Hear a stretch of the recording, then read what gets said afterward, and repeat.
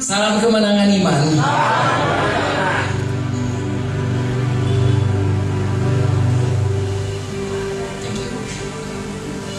Saya sangat bersyukur ada di tempat ini pada hari ini, saudaraku.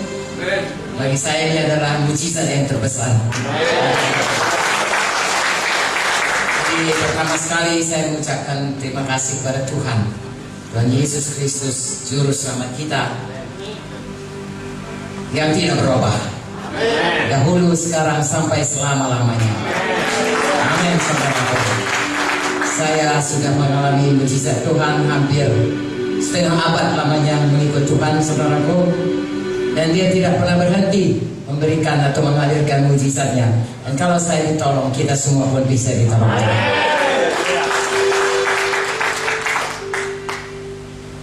Saya mau kemudian berikutnya adalah berterima kasih kepada saudara semua di Timor Leste, di NTT, terlebih kepada hamba Tuhan Bapak Agus Leo dan Ibu Evi, saudaraku, dan segenapnya saudara, karena saya sudah menerima mujizat Tuhan berkat doa-doa saudara. Pada hari Jumat yang lalu, saya jatuh, ya. Saya sudah ada lebih kurang 35 tahun di rumah itu, tidak pernah jatuh, saudaraku. Saya tahu setiap sudut rumah itu, jadi sebenarnya tidak mungkin saya jatuh. Tetapi pada waktu itu ada genangan air yang semestinya tidak ada di situ. Saya jatuh dan jatuh terduduk. Dan bagi orang seumur saya 76 tahun, saudaraku, itu berbahaya, ya. Dan saya langsung tidak bisa apa-apa, bahkan berbaring saja pun sakit, sangat sakit. Lalu dibawa ke rumah sakit.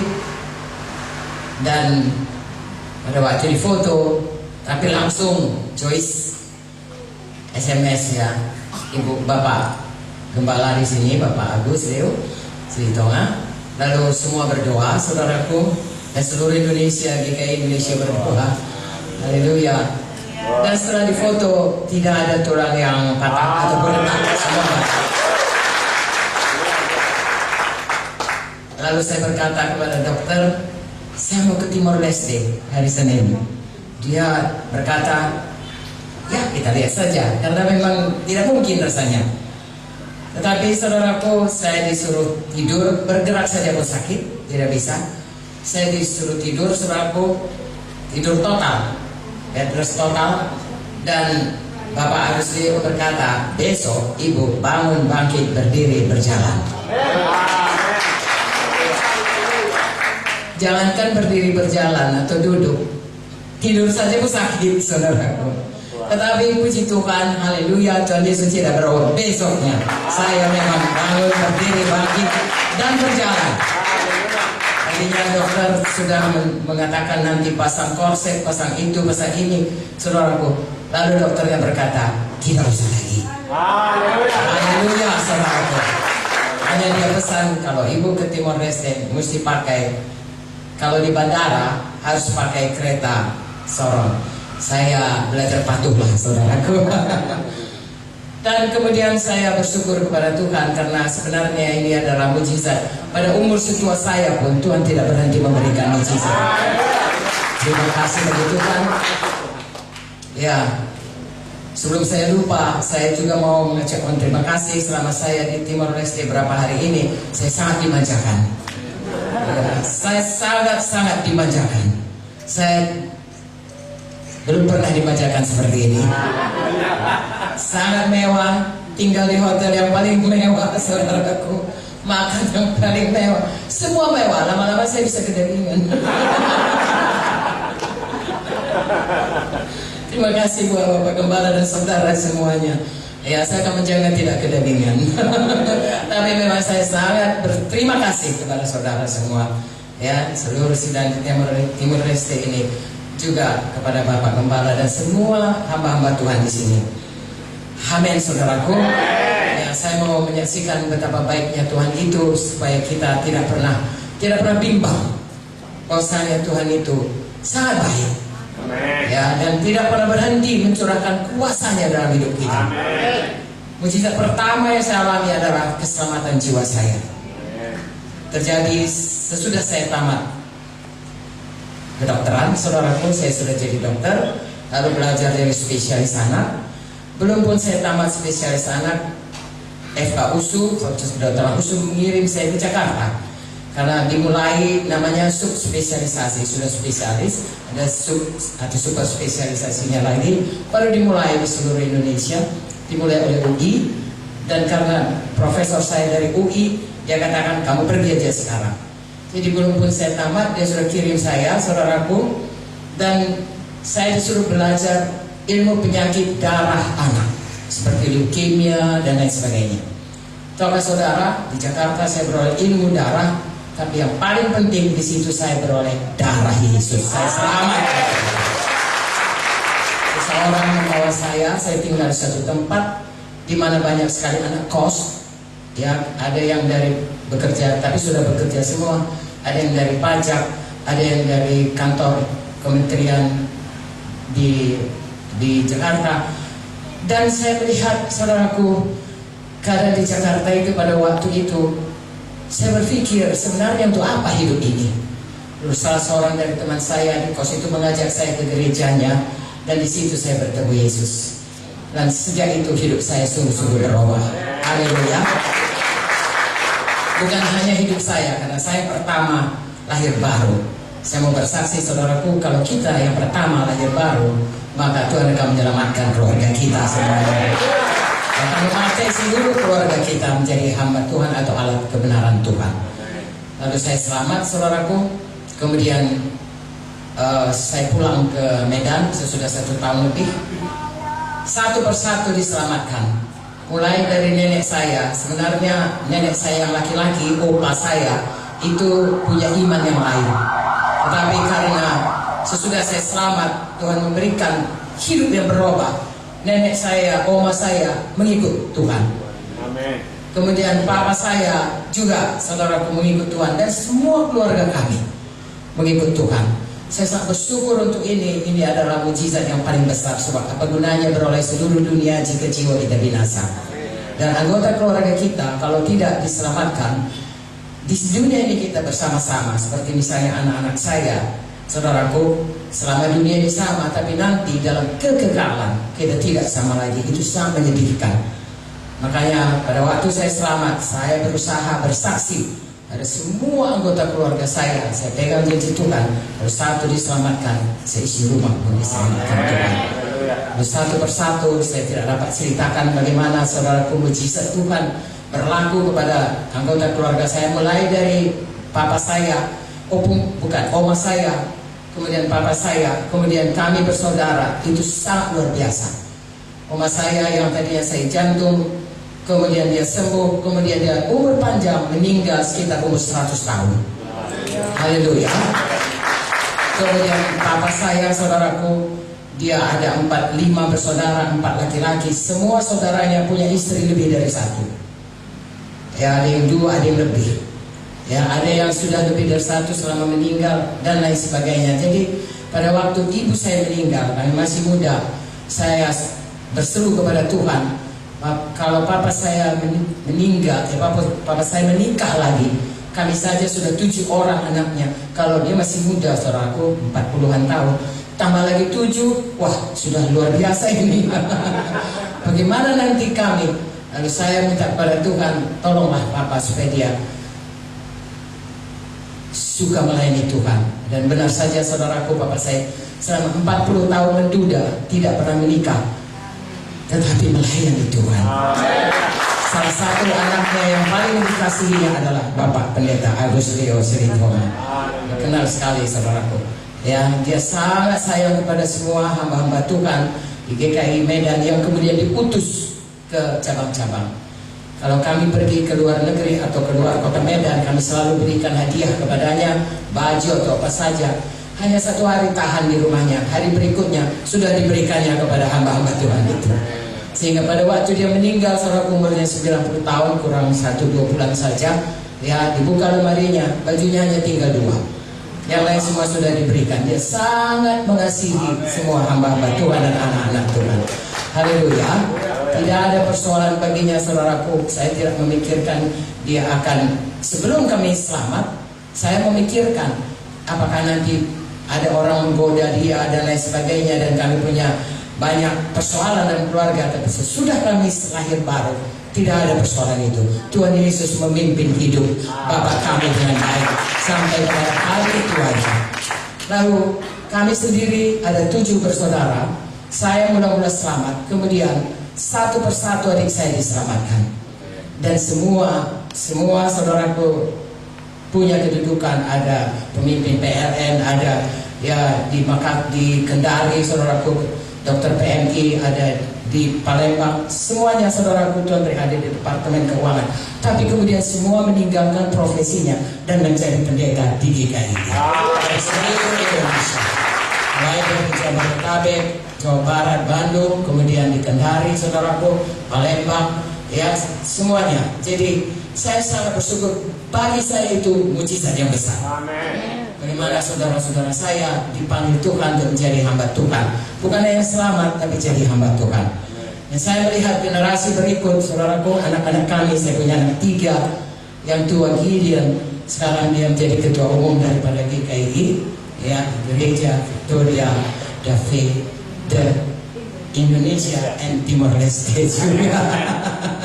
Dan sebentar lagi mungkin Australia, dan sebentar lagi seluruh dunia. Tuhan menghendaki kita pergi ke seluruh bumi. Dan ini adik-adiknya 2, Vicky, Victoria. Nama Vicky adalah Victoria David, Victoria Faith Monte. Ya, dia lahir pada waktu gereja ini dibangun. Jadi nama gereja, nama Vicky sama saja. Tidak usah heran kalau dia berapi-api sama. Yang berikutnya Joyce, untuk bersuka cita senantiasa. Dan dari kecil mereka sudah tinggal di rumah Tuhan. Sampai sekarang mereka melayani Tuhan. Saya rasa itu juga mujizat Tuhan.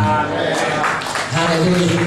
Segala kemuliaan bagi Tuhan. Karena kalau saudara lihat Bapak Siditonga dan Ibu saudaraku sangat sibuk. Kami juga dengan Pak Munte sangat sibuk.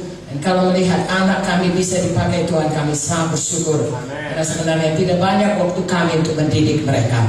Tetapi Tuhan bermurah, kasih karunia-Nya melimpah, mereka semua bisa melayani Tuhan. Dan saya percaya kita semua pun saudaraku, walaupun tidak menjadi pendeta, anak cucu kita bisa dipakai Tuhan. Haleluya. Mazmur 112 berkata, anak cucu orang benar, haleluya, berbahagia orang yang takut akan Tuhan, suka akan firman Tuhan, anak cucunya berkasa di bumi. Saya percaya saudaraku, generasi berikut daripada semua saudara yang ada di Timor Leste, juga semua di GKI lainnya, anak cucu saudara berkasa di bumi. Haleluya. Nah saudaraku, saya rasa semua kesaksian saya ini dapat meneguhkan saudara. Kalau saya pun ditolong Tuhan, dari mulai saya muda, selamat. Ya, pada waktu saya selamat saudaraku, Victoria lahir, saya sakit jantung. Ya, tidak tahu karena mungkin terlalu capek saudaraku, karena saya masih kerja menjadi dosen di Fakultas Kedokteran USU, sambil juga melayani dengan Pak Muti hampir tiap malam ke desa. Lalu saya sakit jantung saya suka berhenti saudaraku, 3 kali tak, lalu berhenti, lalu tak. Wah, itu waktu berhenti saudaraku, saya rasanya kapan pulang ke sorga, ya, sangat mencekam. Lalu dokter atau guru saya saudaraku ahli jantung berkata harus pasang pacu jantung. Itu umur 30, tapi sampai umur 76, 40 tahun lebih tidak pernah dipakai pacu jantung. Saya masih ada haleluya saudaraku. Jadi dari awal pun sudah diberi Tuhan mujizat, sampai hari ini pun sudah diberi Tuhan mujizat. Terpujilah nama Tuhan. Semua kita bisa ditonton. Mujizat Tuhan masih berlangsung sampai sekarang ini. Amin saudaraku. Yesus datang untuk membebaskan, sungguh-sungguh dibebaskan Tuhan. Baik dalam segala aspek kehidupan kita, Tuhan mau membebaskan kita. Itulah berita yang disampaikan. Biarlah itu jadi kepada kita semuanya. Baik pada jiwa-jiwa yang sudah lama, saudaraku seperti saya, sudah pun 70-an tahun, masih ada mujizat Tuhan. Ya, sampai kita pulang ke surga, masih ada mujizat Tuhan. Hari lepas hari. Apalagi yang baru-baru saudaraku, biarlah semua menerima kemurahan Tuhan. Haleluya. Malam ini saya percaya luar biasa Tuhan akan bekerja. Saya hanya punya pesan bagi saudara-saudara gereja di Timor Leste, saudaraku, dan juga dari NTT yang datang sebagai ibu saudara. Saya punya banyak anak. Haleluya. Hanya sedikit saya ambil dari Efesus 4. Sebenarnya seluruhnya, tapi nanti tidak siap. Tapi bolehlah saya katakan dari Efesus 4 ada 3 perkara. 1 mengenai kesatuan, 2 mengenai karunia berbeda-beda, 3 mengenai hidup sebagai manusia baru. Haleluya. Nah, kalau diterangkan bisa 1 hari ini, tapi saya simpulkan saja. Saudaraku, saya melihat persatuan saudara yang sangat baik. Ya, baik saya ke Kupang, baik saya ke Dili, saya memuji Tuhan untuk itu. Tuhan sudah memulai yang baik, tolong diteruskan. Makin hari makin baik. Sampai Tuhan Yesus datang. Haleluya. Contoh yang terbaik, saudaraku, supaya kita boleh bersatu adalah Tuhan Yesus yang rendah hati. Nah, persatuan itu dalam Filipi 2 dikatakan, kesatuan jemaat itu, tirulah Tuhan Yesus. Filipi 2:5 berkata, ya, hendaklah kamu menaruh perasaan dan pikiran Kristus. Dia tidak mempertahankan haknya sebagai Allah, tapi dia melepaskan semua haknya. Dia turun ke dunia, merendahkan dirinya sebagai manusia, dan taat sampai mati di kayu salib, karena dia patuh kepada Bapa di sorga. Saudaraku, kalau kita mau bersatu, tirulah Tuhan Yesus. Punyai pikiran perasaan Tuhan Yesus, tidak menuntut hak, tetapi saudaraku, merendahkan diri, rendah hati. Amin, saudaraku.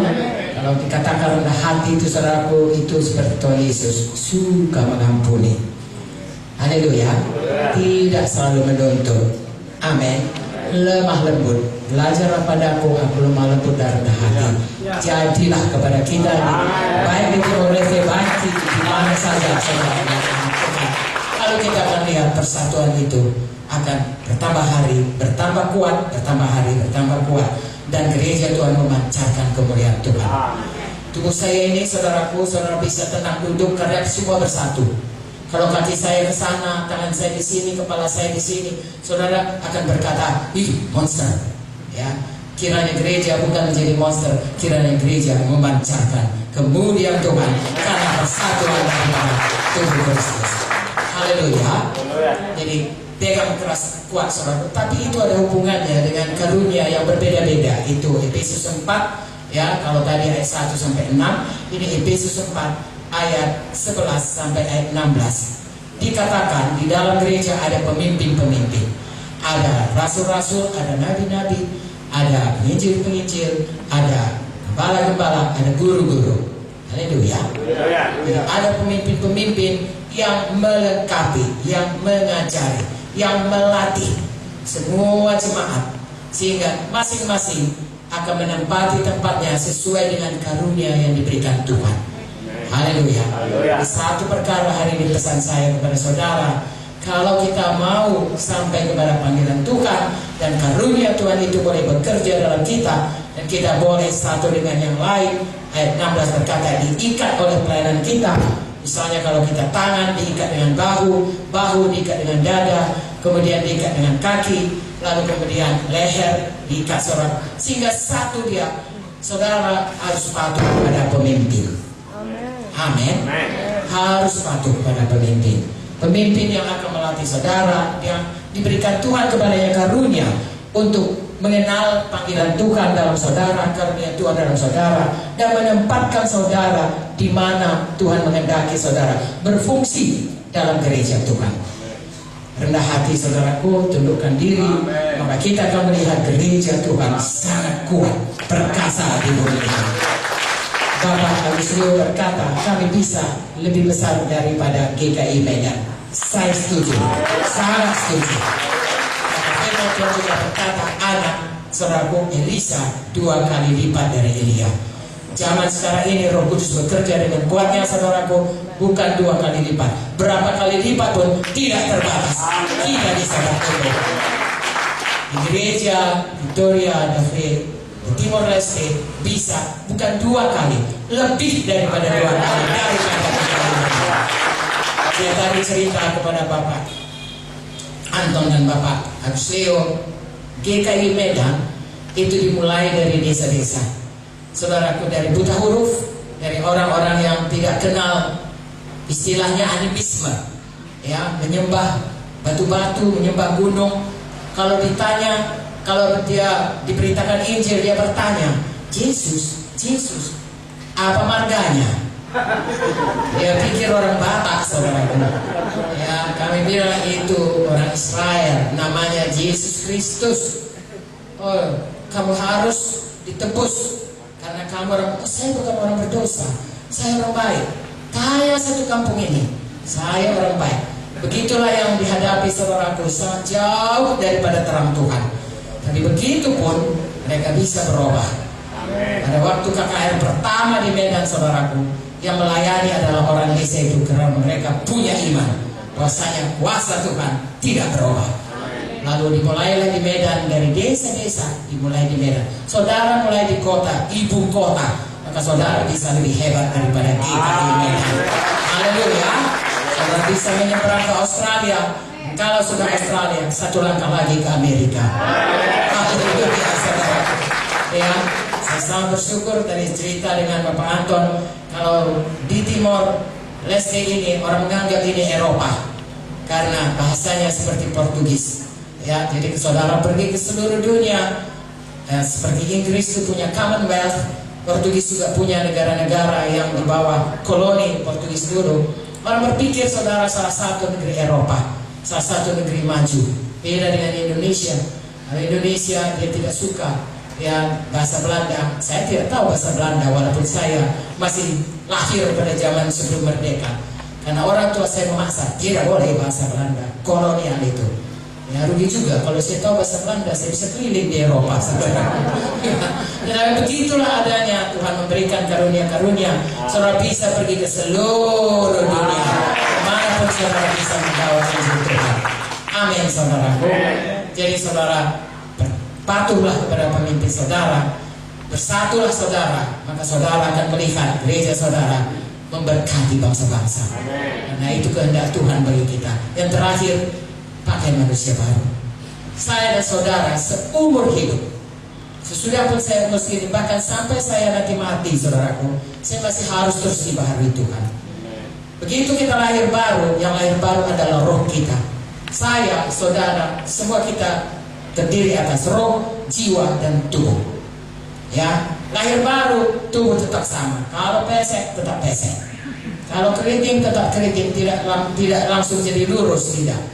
Atau kalau saudaraku pendek langsung tinggi, tidak. Persis seperti yang lalu. Jadi badan tidak lahir baru.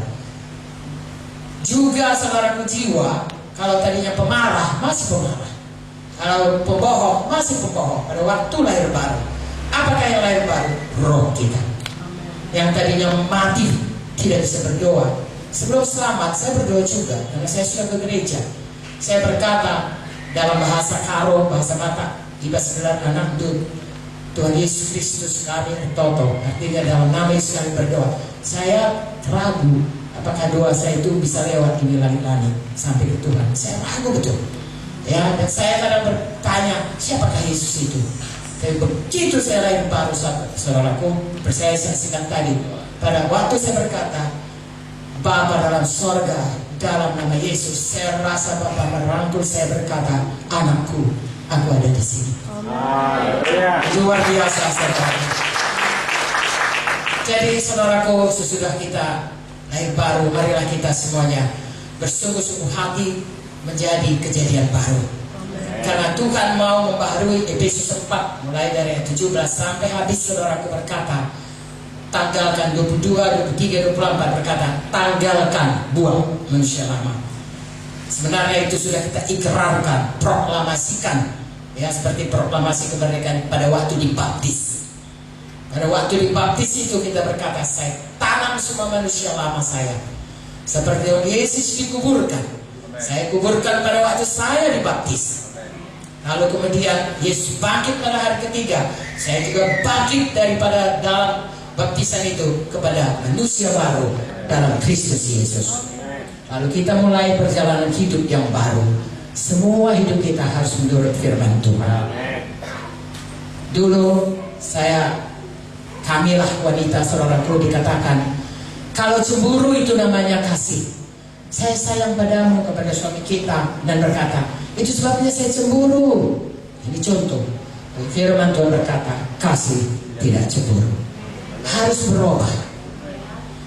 Dulu saudaraku berkata, saya tidak mau menyakiti orang, saya tidak mau jahat kepada orang, tetapi orang juga tidak boleh jahat kepada saya. Kalau orang jahat kepada saya akan berkata, seumur hidup saya tidak mau lagi bergaul dengan dia. Saya pikir itu betul. Saya pakai kepada saya pada firman Tuhan berkata, kita harus selalu mengampuni. Amen. Kasihilah musuhmu. Ya, berdoalah bagi orang yang berbuat baik kepada orang yang jahat padamu. Berkati orang yang mengutuk kamu. Wow, itu adalah satu manusia baru, saudaraku. Biasanya kalau kami di Medan itu, ya, kita yang menabrak, kita yang marah. Ya, kita tabrak orang, jatuh dia, kita katakan padanya, mata lain, artinya di mana mata kau? Kenapa kau? Padahal kita yang menabrak, saudaraku. Itu manusia lama, tapi manusia baru selalu berkata, maaf, terima kasih, selalu mengampuni. Harus berubah. Kabar baiknya ada Roh Kudus menolong kita. Haleluya. Kalau dulu saya pikir sulit mengampuni, tapi rupanya kalau ada Roh Kudus mudah mengampuni. Karena kita memiliki Yesus dalam hati kita. Jadi saudaraku, banyak contohnya di dalam Efesus 4 itu. Kalau kita, ya, dari hukum 10, hormati orang tuamu, jangan membunuh, jangan berzina, jangan berdusta, jangan mencuri, jangan berdusta, jangan menginginkan hak orang lain atau milik orang lain. Satu persatu diterangkan di situ, saudaraku. Biarlah itu kita praktekkan, karena itu sebenarnya adalah praktek daripada saling mengasihi. Tuhan Yesus punya satu hukum yang baru, yaitu hendaklah kamu saling mengasihi. Dalam kita mengasihi itu, kita mempraktekkan manusia baru. Hari ini saya tidak bisa terangkan semua itu, sebabnya saudara rajin kebaktian, rajin baca firman Tuhan, rajin mempraktekkannya, dan patuh pada pimpinan saudara. Maka saudara akan melihat perjalanan hidup saudara dari satu kemuliaan kepada kemuliaan yang lebih besar. Haleluya. Semua manusia sudah berdosa dan kehilangan kemuliaan Allah. Artinya, karena dosa itu kita hilang kemuliaan Allah. Ya, tetapi Tuhan mau pulihkan kita lagi. Manusia baru itu dibentuk menjadi semakin seperti Yesus, lalu kemuliaan itu dikembalikan. Sudah tahu pada waktu Adam dan Hawa belum berdosa, mereka tanpa busana, mereka tidak malu karena kemuliaan Allah. Tapi mereka, begitu mereka berdosa, mereka langsung tahu. Saudaraku, marilah kita tidak pernah berhenti berubah setiap hari. Haleluya. Dan kita akan melihat hidup kita semakin hari semakin bisa memancarkan kemuliaan Tuhan, dan Tuhan bisa memakai kita tepat pada tempat yang dikehendaki Tuhan, dan bersama-sama dalam tubuh Kristus kita boleh saling memberkati, besi menajamkan besi, saling melayani dan saling menikmati hidup di dalam Tuhan. Saya percaya saya masih bisa datang ke Timor Leste, tapi satu perkara yang saya percaya, kita sama-sama mengikut Tuhan, kita pasti sama-sama di surga selama-lamanya. Selama-lamanya. Haleluya. Adakah saudara dapat menerima berkat hari ini? Bapa dalam surga, berkatilah semua anak-anakku ini Tuhan. Engkau yang mulai pekerjaanmu yang baik, Engkau yang meneruskannya dalam mereka. Tuhan, tidak ada satu pun yang dapat lagi menghalangi pekerjaanmu, karena darah Yesus sudah membebaskan kami semuanya Tuhan. Roh Kudus-Mu yang bekerja Tuhan, membentuk kami dari kemuliaan kepada kemuliaan yang semakin besar sampai Kau datang. Haleluya. Hamba bersama bersyukur akan sidang yang ada di Timor Leste ini. Kamu melihat betapa mereka akan mengembang Tuhan, utara, selatan, timur, barat, sampai ke ujung bumi. Di dalam nama Yesus dijadikanlah berkat turun melimpah atas mereka semua dalam nama Yesus. Haleluya. Haleluya. Amin. Tuhan memberkati saudara semuanya. Puji minta Joyce untuk memberikan sedikit lagi bagaimana kita bisa berubah di dalam Tuhan. Sebentar kita bilang terima kasih Bu. Tuhan Yesus memberkati. Datang lagi ke Timor Leste.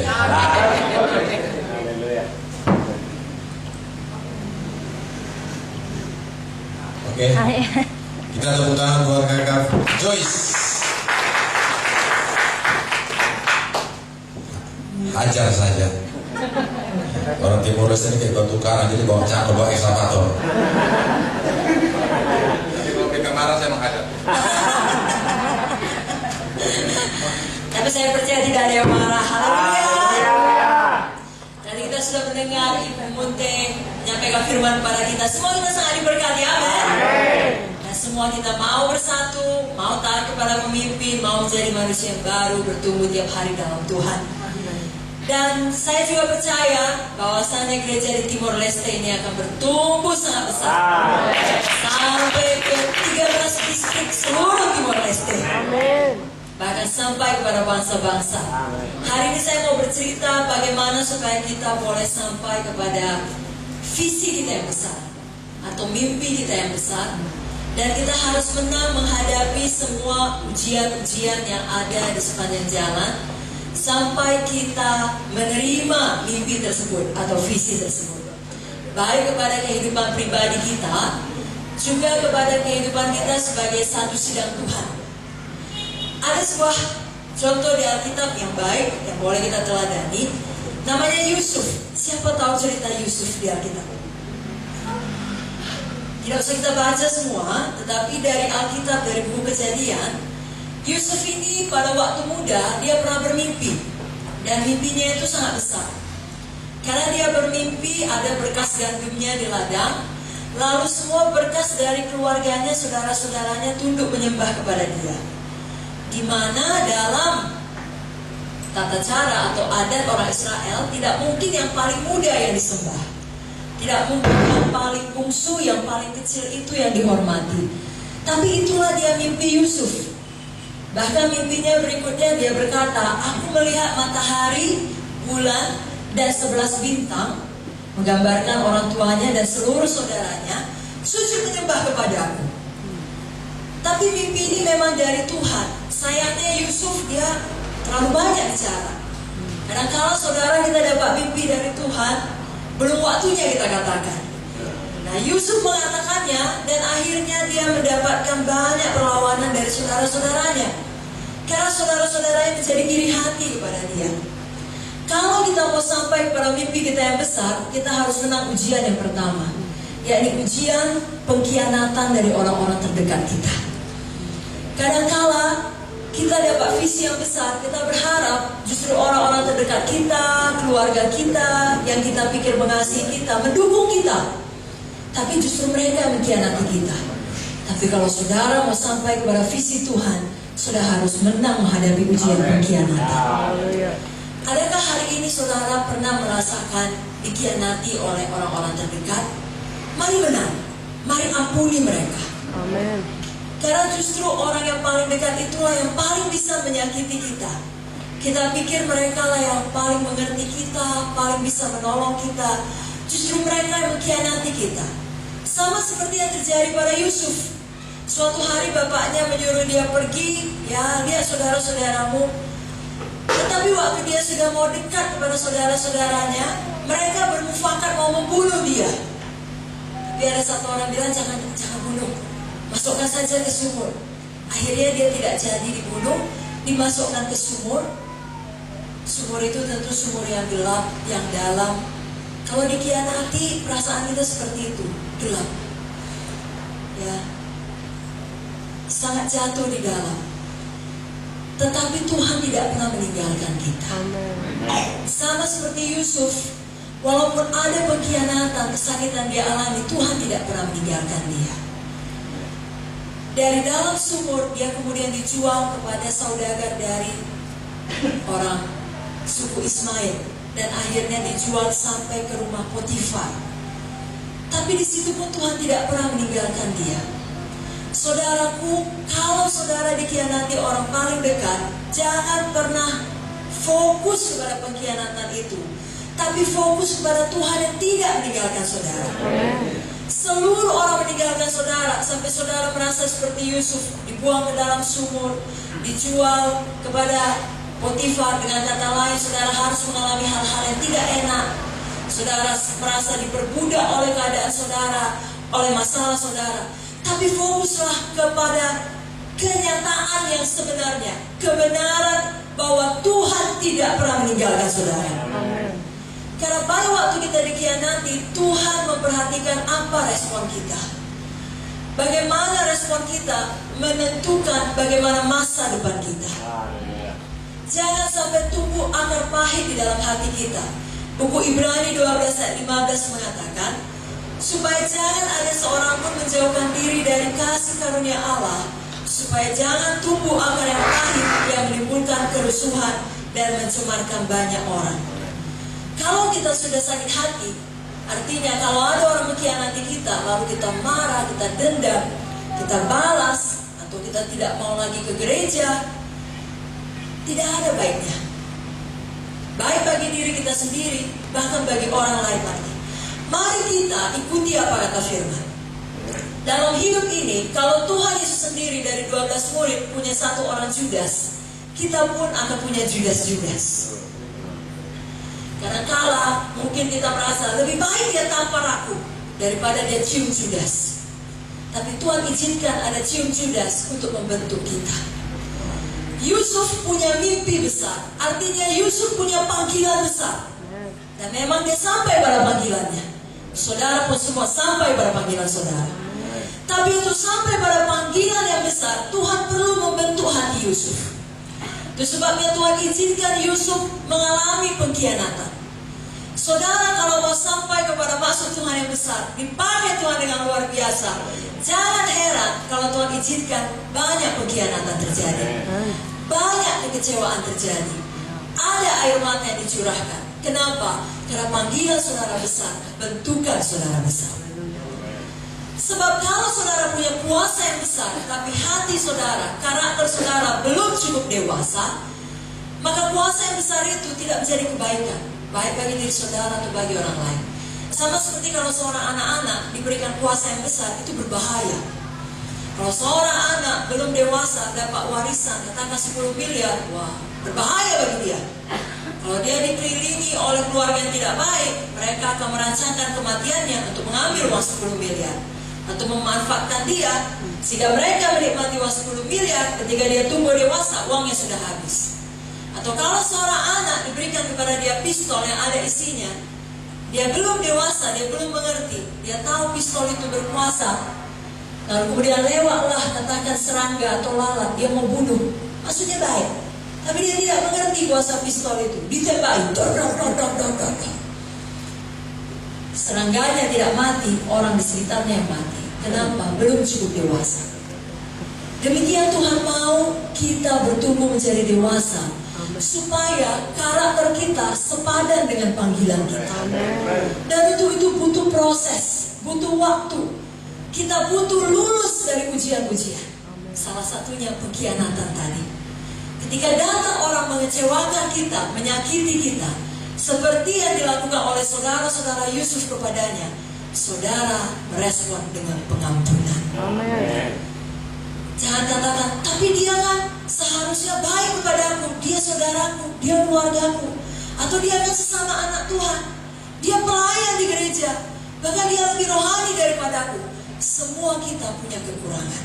Siapapun kita pernah menyakiti, pernah disakiti. Itu sebabnya kita harus belajar seperti Yesus, mengampuni dan mengampuni dan mengampuni dan mengampuni. Terus mengampuni sepanjang umur hidup kita, agar gereja ini bisa terus hidup dalam kasih, bisa terus bertumbuh dewasa, dan bisa dipercayakan Tuhan kuasa yang lebih besar, sehingga bisa sampai kepada panggilan yang besar. Sehingga apapun yang terjadi, kita tidak pernah punya akar pahit. Tapi sebaliknya, di dalam Mazmur 37 ayat 3-6 dikatakan, percayalah kepada Tuhan dan lakukanlah yang baik, diamlah di negeri dan berlakulah setia, dan bergembiralah karena Tuhan, maka Ia akan memberikan kepadamu apa yang diinginkan hatimu. Serahkanlah hidupmu kepada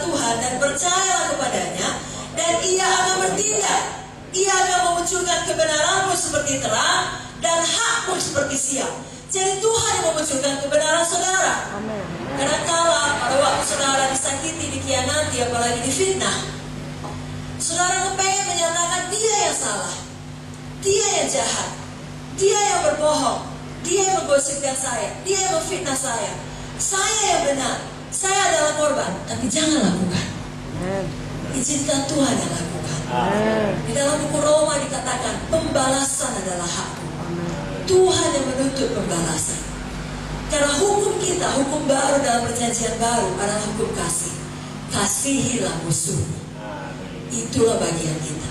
Berapa banyak di sini mau mengampuni semua orang yang telah menyakiti dia? Mari angkat tangan saudara, katakan, saya mau mengampuni Tuhan. Saya tidak mau membalas Tuhan. Saya mau mengasihi. Di dalam nama Yesus, jadilah bagi saya. Katakan amin. Berikan dulu tepuk tangan bagi Tuhan Yesus. Saudaraku, semua hamba-hamba Tuhan di dalam Alkitab pernah mengalaminya. Sebabnya sama seperti Daud, dia juga mengalaminya. Dia bisa menuliskan Mazmur ini. Kalau dalam Mazmur 55 ayat 13-15, Daud mengatakan, kalau musuhku yang mencela aku masih dapat menanggungnya. Kalau pembenciku yang membesarkan diri terhadap aku masih dapat menyembunyikan diri terhadap dia. Tetapi engkau, orang yang dekat dengan aku, temanku dan orang kepercayaanku, kami yang bersama-sama bergaul dengan baik dan masuk rumah Allah di tengah-tengah keramaian, itu pula yang mengkhianati dia. Tapi kalau Daud bisa menang, saudara pun bisa menang. Yusuf bisa menang, kita semua bisa menang. Karena kalau orang di luar sana jahat kepada kita, ya misalnya kita mengerti, kita ampuni. Sama seperti pada waktu dulu terjadi peristiwa penembakan dan pemboman kepada Bapak Munte dan keluarga kami mengampuni mereka. Karena mereka orang di luar sana, walaupun itu sangat mencekam dan sangat merubah hidup keluarga kami. Ketika setelah terjadi peristiwa penembakan itu, Bapak Ibu Saudara, rumah kami yang biasa dimasuki orang sampai kepada ke kamar kami, sejak saat itu tidak ada satu orang pun bisa masuk ke rumah. Dan dibangun pagar yang tinggi. Kami dipenjara di dalam rumah sendiri. Karena seluruh rumah itu ditembok, tidak ada orang bisa masuk, kami tidak boleh keluar, dan polisi berjaga 24 jam. Betul-betul seperti di penjara.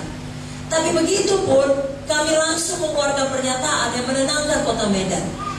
Karena ada indikasi kota Medan pada waktu itu mau dijadikan seperti kerusuhan Ambon yang kedua. Tapi Bapak Munte segera mengatakan, kami mengampuni. Saudara mungkin sudah tahu peristiwanya atau belum, izinkan saya mengatakan yang singkat. Pada satu hari Minggu, ya, Bapak Munte, Ibu Munte, saya, Ibu Pendeta Victoria melayani di Gereja Medan cabang yang lain, dan Bapak Gideon juga di tempat lain. Jadi kami bertiga dalam satu mobil beserta 2 orang anak Tuhan lainnya berangkat menuju ibadah minggu seperti biasa. Tapi di tengah jalan ada sepeda motor yang mengikuti kami, kemudian beranjak ke sisi sebelah kanan mobil kami, dan tiba-tiba terdengar ledakan yang sangat kuat. Kami heran itu apa. Kami pikir bom. Rupanya suara ledakan daripada pistol. Dia sudah menembak supir kami. Dia taruh moncong pistol itu di dekat pintu. Dia ledakkan. Lalu mobil itu berhenti karena supir kami sudah terkulai jatuh, sudah darah di mana-mana. Dan kemudian sepeda motor itu ke depan mobil kami. Dia 2 orang yang di belakang menghadap kami, dan dia bidikkan senjatanya kepada Bapak Munte dengan jarak yang sangat dekat, seperti saya dengan Ibu Pendeta Victoria. Di belakang Bapak Munte adalah Ibu Munte, saya di belakang sopir. Saudaraku, dari pikiran manusia tak dapat tiada, pasti kena, pasti mati. Tidak mungkin tidak. Dengan tenang dia membidik, tapi Pak Munte juga membidik. Haleluya. Jika Pak Munte memang cuma telunjuk, tapi telunjuknya berisi kuasa. Karena selama ini hidupnya penuh kuasa. Kenapa hidupnya penuh kuasa? Karena hatinya bersih, saudaraku. Dari sakit hati tadi penuh kasih. Makanya kuasa Tuhan bisa bekerja. Dan dengan spontanitas itu kuasa Roh Kudus, dia berkata, di dalam nama Yesus engkau tidak bisa menembak kami. Di dalam nama Yesus, di dalam nama Yesus, darah Yesus. Dan Ibu Munte juga meneriakkan hal yang sama. Ibu Munte juga ikut membidik, dalam nama Yesus tidak bisa kau menembak kami. Dalam nama Yesus, darah Yesus. Saudaraku, kita tidak tahu secara rohani karena kita tidak bisa lihat malaikat, tapi yang jelas itu orang yang tadinya dengan sangat dingin mau menembak, menurunkan begitu saja pelan-pelan senjatanya. Entah malaikat pegang tangannya atau dia lihat malaikat sehingga dia berhenti, saya tidak tahu. Yang jelas dia tidak jadi menembak. Dia berbalik, dibonceng dan pergi dengan sepeda motornya. Lalu Pak Munte keluar dari mobil. Memang bapak saudara adalah bapak yang sangat berani, saudara. Saudara warisilah keberaniannya itu. Dia keluar dari mobil, dia hadapi, tapi orang itu sudah pergi. Lalu dia bergeser ke kursi pengemudi, dia bantu Bang Kaleb pindah ke sebelah. Dan dia bawa mobil, kami larikan. Bang Kaleb nama supir kami yang kena tembak. Kami larikan ke rumah sakit, saudara. Dan di rumah sakit, semuanya kami dan anak-anak Tuhan yang sama golongan darahnya berusaha menyelamatkan beliau. Pak Munte sebelum dia dibawa ke ruang operasi mengajari dia, katakan aku mengampuni orang yang menembakku, katakan Kaleb. Selagi dia masih sadar bahwa darahnya sudah banyak. Karena peluru itu dari sini sampai hampir tembus. Jadi ini semua sudah rusak, saudara. Adalah mujizat dia bertahan beberapa waktu. Rasanya sampai kami puas berdoa lah. Tapi kemudian dia pulang ke sorga. Dan kami percaya dia martir bagi Tuhan, upahnya sangat besar. Tapi suasana di kota Medan pada waktu itu menjadi agak panas. Karena pemuka-pemuka terutama dari agama Kristen datang dan berkata ini tidak benar. Kita harus mengadakan tindakan dan lain sebagainya. Pada waktu itu adalah hari yang sama Bapak Gus Dur, presiden kita, ada di Medan. Jadi bisa dikait-kaitkan kemana-mana itu peristiwa. Tapi Bapak Munte segera mengatakan kami mengampuni. Dan karena pernyataan itu dikeluarkan, Tuhan bisa memakainya untuk memberikan keteduhan, kedamaian. Saudara perlu pakai Tuhan untuk memberikan kedamaian selalu di diri, di seluruh Timor Leste. Amin. Karena apapun yang terjadi, saudara yakin seperti Mazmur tadi berkata, saudara percaya kepada Tuhan. Saudara tetap diam di negeri dan berlaku setia. Saudara tidak marah karena orang berbuat jahat, tidak marah karena orang berbuat curang. Maka Tuhan yang membela saudara, Tuhan yang memunculkan kebenaran saudara seperti terang dan hak saudara seperti siang. Amin, saudara. Dengan kekuatan kita tidak mampu, tapi dengan kekuatan Roh Kudus kita mampu. Baik apakah kejahatan itu dilakukan oleh orang yang jauh, orang di luar, ataupun orang yang paling dekat, siapapun mereka, kalau Tuhan izinkan terjadi, artinya Tuhan percaya sama saudara. Tuhan tahu saudara mampu mengatasinya. Amin, saudara. Itu ujian yang pertama, ujian pengkhianatan. Mari kita semua menang. Ujian yang kedua adalah ujian integritas. Biarlah kita punya integritas. Saya bersyukur pada waktu Bapak Munte dipanggil Tuhan, hamba-hamba Tuhan dari berbagai gereja, bahkan dari luar negeri, maju ke depan. Rata-rata mereka mengatakan hal yang sama. Mereka berkata, Pak Munte ini kami kenal sebagai orang yang rendah hati. Pak Munte ini kami kenal sebagai orang yang sangat mengasihi. Pak Munte ini kami kenal dengan pelayanan yang penuh tanda jaya. Tapi satu lagi mereka berkata, Pak Munte ini kami kenal sebagai orang yang punya integritas. Kalau ya, yalah itu. Kalau tidak, tidak. Dia tidak neko-neko. Dia tetap melakukan yang benar, apapun resikonya. Ada atau tidak ada yang melihat, dia tetap melakukan yang benar. Biarlah kita juga demikian. Jangan kita hanya bersikap kudus atau bersikap suci pada waktu kita di gereja, pada waktu kita di hadapan orang banyak.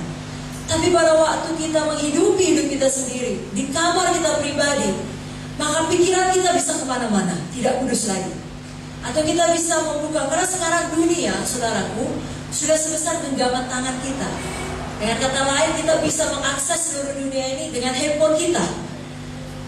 Apabila saudara punya internet, saudara punya handphone yang canggih, apapun berita di dunia ini bisa saudara dapatkan, termasuk berita-berita yang tidak baik, termasuk pornografi, termasuk segala macam kecemaran, percabulan, kenajisan. Semua ada dalam genggaman tangan saudara. Diperlukan hati yang punya integritas supaya kita tidak mau, kita berkata tidak kepada dosa. Yusuf melakukannya. Dalam buku Kejadian 39 kita baca ceritanya. Pada waktu Yusuf tinggal di rumah Potifar, ini Potifar orang yang berkuasa. Dia punya seorang istri. Saya yakin kalau namanya bisa jadi istri Potifar, cantik saudara. Tidak mungkin jadi istri Potifar nggak cantik. Sayangnya wanita cantik di luar belum tentu cantik di dalam. Itulah yang terjadi pada istri Potifar. Dia lihat Yusuf ini, dia suka pada Yusuf. Tiap hari dia goda. Ya, mungkin dia pakai parfum banyak-banyak, dia make up. Lalu asal Yusuf lewat dia apalah. Tapi Alkitab mengatakan tiap hari dia goda. Bagi seorang pemuda seperti Yusuf, bapak-bapak yang pernah jadi pemuda dan pemuda yang ada sekarang tentu tahu, kalau ada cewek selalu menggoda tiap hari. Pepatah di Indonesia mengatakan tidak ada buaya menolak bangkai. Ya, seharusnya Yusuf jatuh dalam dosa. Dan Yusuf punya alasan. Dia bisa berkata, apa mau kubuat? Dia kan bosku. Dia istri daripada pimpinanku. Kalau dia berkata A, aku harus buat A. Dia berkata B, aku harus buat B. Oh Tuhan, hamba-Mu ini tidaknya mau berbuat dosa, tetapi keadaan memaksa. Situasi memaksa. Kalau hamba-Mu ini tidak mau, tapi terpaksa. Yusuf bisa berkata demikian. Yusuf juga bisa berkata, Tuhan, kalau memang aku dulu masih hidup di rumah bapakku atas hukum Yahudi, hukum orang Israel, dialah. Sekarang kan aku hidup di tengah bukan orang Israel. Mereka ini bebas berbuat dosa, maka aku pun berbuat dosa. Anak-anak muda, anak-anak kuliah juga bisa berkata seperti itu. Semua orang juga mencontek, semua orang juga buat curang. Ya aku juga buat. Kalau tidak hanya mereka yang nilainya baik, aku tidak baik. Bisa buat alasan untuk tidak punya integritas, untuk tidak punya kekudusan. Kita bisa buat alasan itu memang sudah sistem dunia. Tapi Yusuf memberikan teladan, dia tidak melakukannya. Amin. Yusuf menolak dosa. Walau dari hari ke hari, dikatakan dalam Kejadian 39 ayat 9 sampai 10, ayat 10-nya saya baca duluan. Walau dari hari ke hari perempuan itu membujuk Yusuf, Yusuf tidak mendengarkan bujukannya untuk tidur di sisinya dan bersetubuh dengan dia. Tiap hari dia digoda. Tapi apa jawabnya? Dalam ayat 9 dikatakan, bagaimanakah mungkin aku melakukan kejahatan yang besar ini dan berbuat dosa terhadap Allah? Jadi Yusuf punya kesadaran bahwasanya Tuhan selalu bersama dengan dia. Kalau saudara sadar Tuhan selalu bersama dengan saudara, saudara takut akan Tuhan. Saudara tahu kelihatannya saudara sendirian, tapi saudara tidak pernah sendirian. Tuhan selalu melihat saudara. Sebabnya anak muda ketika mau melihat pornografi, jangan, Tuhan melihatnya. Jangan pikir dengan sembunyi di kamar Tuhan tidak melihatnya, Tuhan melihatnya. Jangan pikir dengan melakukan kenajisan di kota lain tidak ketahuan keluarga, Tuhan melihatnya. Tidak ada yang tersembunyi dari hadapan Tuhan. Mari kita tolak dosa. Karena dosa, apalagi dosa perzinahan, kalau Yusuf melakukannya, saya yakin dia tidak akan sampai pada panggilan Tuhan. Tuhan akan pilih orang lain. Tapi Yusuf tidak melakukannya, makanya dia sampai pada panggilan Tuhan. Saudara, Tuhan punya panggilan tak saudara? Mari pilih hidup kudus bagi Tuhan. Kalau yang lalu sudah saudara lakukan, sekarang saudara hidup baru, jangan kembali kepada hidup yang lama. Haleluya. Roh Kudus di dalam saudara lebih besar daripada segala roh yang ada di dalam dunia ini. 1 Petrus 1 ayat 16 jelas mengatakan, kuduslah kamu sebab aku kudus.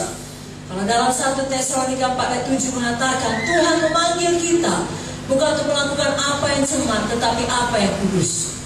Ibrani 12 ayat 14 mengatakan, tanpa kekudusan tidak seorang pun akan melihat Tuhan. Kalau buku Korintus mengatakan, Tubuh bukan untuk percabulan. Tubuh untuk Tuhan, maka Tuhan untuk tubuh. Maka Tuhan bisa menyembuhkan kita. Kalau tubuh ini kita pakai untuk melayani Tuhan. Dan khusus untuk dosa, kecemaran, ya, percabulan, perzinahan, dan lain sebagainya, itu biasanya dimulai dari melihat. Saudara masih ingat cerita Daud? Kita tidak ada menyangkal bahwa Daud orang yang luar biasa. Daud sejak muda sudah diurapi untuk menjadi raja, tapi dia tidak langsung jadi raja. Dan dia sabar. Bahkan kemudian, singkat cerita, dia dikejar-kejar Saul, mau dibunuh oleh Saul. Ya, karena Saul tidak suka pada Daud. Saul tahu Daud bisa menggantikan dia ketika dia berhasil membunuh Goliat, karena rakyat Israel berteriak, "Oh, Saul membunuh beribu-ribu, tapi Daud berlaksa-laksa." Saul kemudian mengejar Daud. Pada suatu kesempatan, Daud bisa membunuh Saul. Ya, di waktu Saul berada dalam gua, tapi dia tidak melakukannya. Jadi Daud itu orang yang sangat baik, orang yang sangat rohani. Tapi satu ketika dia sudah menjadi raja, dia harusnya berperang dengan Joab. Dia tidak pergi berperang. Sebabnya semua kita harus suka berperang. Amen. Suka menginjil. Amen. Suka melayani. Amen. Supaya tidak ada jalan setan masuk. Amin. Tapi itulah terjadi pada Daud. Dia tidak pergi dengan Joab. Lalu dia jalan-jalan di istananya. Dia lihat ada perempuan mandi. Dimulai dari apa? Lihat. Dia lihat. Sebenarnya setelah dia lihat, dia bisa pergi dari dosa itu. Sudah dia lihat perempuan mandi, ya ambillah harpanya. Dia kan pemuji penyembah, pemusik. Sembahlah Tuhan, karanglah mazmur. Bisa. Tapi saya dia tidak lakukan. Dia tanya, siapa perempuan itu? Dan selanjutnya orang mengatakan itu Batseba, istri Uria. Lalu kemudian dia panggil, lalu dia berbuat dosa dengan Batseba. Lalu Batseba mengandung dari satu dosa pada dosa lain, Untuk menutupi tindakannya, dia bunuh suami Batseba. Dari seorang pezina jadi seorang pembunuh. Dan seorang manipulator, penipu. Ketika Uria mati, tidak ada yang tahu kecuali panglimanya, karena dia sudah mengirimkan perintah, letakkan Uria di depan agar dia mati. Rakyat Israel berpikir Daud pahlawan, mengambil janda daripada seorang Uria yang sudah mati. Tapi Tuhan tahu. Sekali lagi Tuhan tahu. Misal 15 berkata, maka Tuhan ada di segala tempat, mengawasi yang baik dan yang jahat. Itu sebabnya mari kita lulus ujian integritas. Mari kita lulus ujian kekudusan. Dimulai dari apa yang kita lihat. Kalau kita tahu memang itu kelemahan kita, maka jangan lihat. Jangan lihat. Kalau saudara masih berjuang di situ, beritahukan kepada orang yang bisa saudara percaya lebih rohani dari saudara, supaya sama-sama berdoa untuk itu.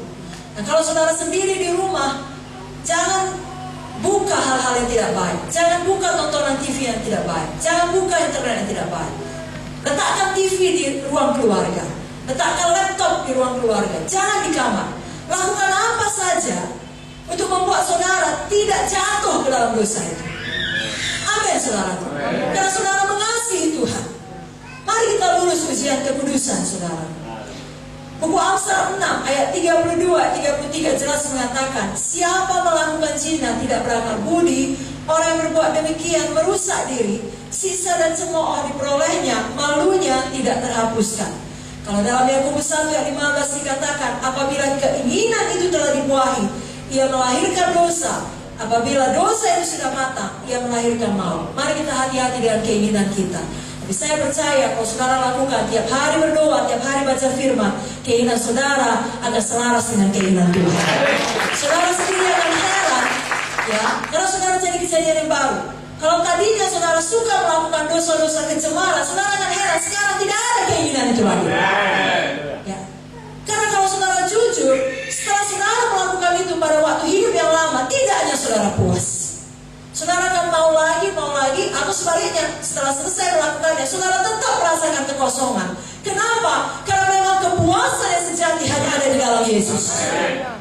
Jadi jangan kita mau dekati dosa. Mari kita lulus ujian integritas. Jangan bermain-main dengan api. Jangan bermain-main dengan dosa. Dan kalau ada setan datang menyerang, setan datang menawarkan dosa, selalu jawab dengan firman Tuhan. Ada tertulis. Maka saudara akan menang. Berapa banyak di sini mau hidup kudus bagi Tuhan? Percaya mulai hari ini saudara hidup yang baru. Kita tinggalkan semua kecemaran. Katakan amin. Kita hidup kudus seperti Yusuf. Katakan amin. Berikan dulu tepuk tangan bagi Tuhan Yesus. Yang ketiga saudaraku, jangan khawatir, gak sampai 10, sampai 4 saja. Bentar lagi kita akan selesai. Yang ketiga, Yusuf itu dia setia, dia tekun. Dia lulus ujian ketekunan. Dalam Ibrani 10 ayat 36 dikatakan, sebab kamu memerlukan ketekunan, supaya sesudah kamu melakukan kehendak Allah, kamu memperoleh apa yang dijanjikan itu. Banyak sekali orang mengikut Tuhan tidak sampai pada panggilan Tuhan karena berhenti di tengah jalan. Dalam nama Yesus tidak ada orang saudara yang demikian. Tetap tekun, tetap setia.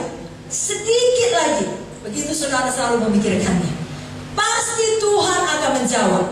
Kenapa? Karena dia Yesus yang setia. Dia tidak dapat menyangkal dirinya. Dia bukan manusia sehingga dia berdusta. Dia bukan anak manusia sehingga berbohong. Kalau Tuhan berfirman dia lakukan. Kalau dia berjanji dia tepati. Dia genapi dalam hidup saudara. Tapi bagian saudara, saudara harus tekun, saudara harus setia. Sama seperti Yusuf. Tuhan berikan kepada dia mimpi. Itu akhirnya dijadikan dalam hidupnya. Tapi dia tetap setia mengikut Tuhan. Selama masa-masa kesulitan hidupnya, baik ketika dia di rumah Potifar, baik ketika dia dimasukkan penjara, saudara tahu ketika Yusuf punya integritas, ketika Yusuf memilih hidup kudus dan berkata tidak kepada istri Potifar, seharusnya kan happy ending ya. Harusnya kalau kita itu buat baik, buat jujur, sungguh-sungguh, kan harusnya kita menuai yang baik.